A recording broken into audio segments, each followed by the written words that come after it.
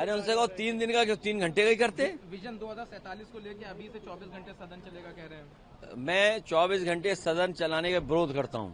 ये क्या बात है, आप जगा रहे हो? अरे तुमने कोई काम नहीं किया 9 साल में, अब तुम 24 घंटे जगाओ किसी को?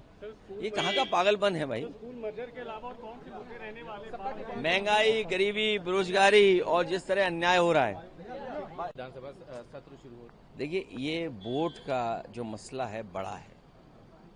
जब इतनी चीजें उपलब्ध हैं, इतना रिसोर्सेज हैं, तो चुनाव आयोग को, सरकार को ऐसे पुख्ता इंतजाम करने चाहिए जिससे कहीं किसी का फर्जी वोट न बन जाए। और क्योंकि बीजेपी एक्सपर्ट थी वोट बनाने में, वोट कटवाने में, और सबसे ज्यादा फर्जी वोट भी बीजेपी ने बनवाए।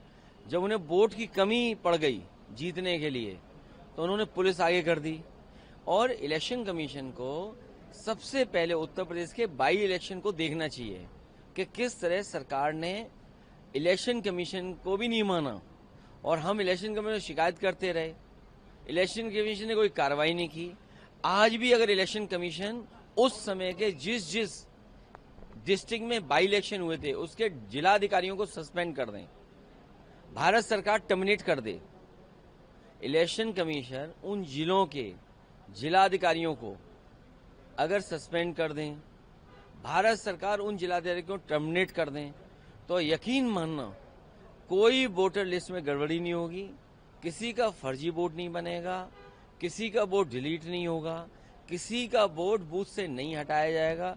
जब तक इलेक्शन कमीशन उन अधिकारियों के सस्पेंड और टर्मिनेट नहीं करेंगे, तब तक ये फर्जीफिकेशन, फोर्जरी नहीं रोक पाएगी सरकार। लेकिन उन्होंने, तेजस्वी ने कहा कि वहाँ के जो डिप्टी सीएम है बिहार के, उन्हीं के 2 एपीआई, इसीलिए जिस मैं ये संदर्भ यूपी का कह रहा था, और अगर वहां 2 वोट है डिप्टी सीएम के, यहाँ तो सीएम वोट लुटवा रहे थे, वहां तो डिप्टी सीएम के 2 ही वोट तो नकली निकले। यहाँ तो सीएम बूथ लुटवा रहे थे। कोई कल्पना कर सकता है कि बूथ लूटा जाएगा आपका, और वो भी सीएम कहेंगे तब बूथ लूटा जाएगा? आप बताइए, अयोध्या में जो शिक्षा विभाग के अधिकारी अपॉइंट करे थे, जो दूसरों को ड्यूटी दे रहे थे, वो कौन थे? इसी तरह मीरापुर में, कुंदरकी में जो कमिश्नर हैं, डीएम है, एसएसपी हैं, एसएसपी के अब वोट बढ़वाने के लिए अपनी फौज लेके घूम रहे थे। वो एसएसपी घूम रहे थे कि वोट बाहर मत निकलना घर से। क्या हमने आपने वो रिवॉल्वर नहीं देखी जिसमें महिलाओं पे रिवॉल्वर तान दी? तो इलेक्शन कमीशन सो रहा था क्या भाई? इलेक्शन कमीशन के इसीलिए तो हम सफेद चादर देने गए थे। क्यों देने गए थे?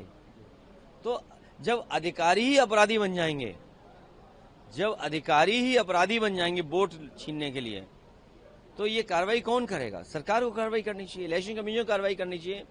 अधिकारियों को अपराधी न बनने दें। इलेक्शन कमीशन से हमारा निवेदन है और सरकार से भी ये निवेदन है।